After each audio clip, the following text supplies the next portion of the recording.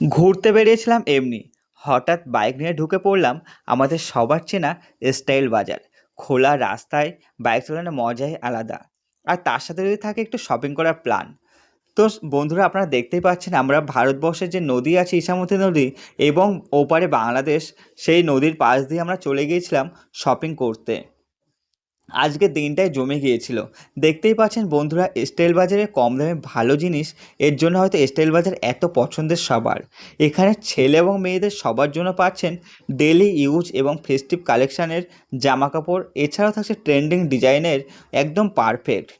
অল্প সময়ে দামি জিনিস নেওয়াটাই হয়তো এত মজার।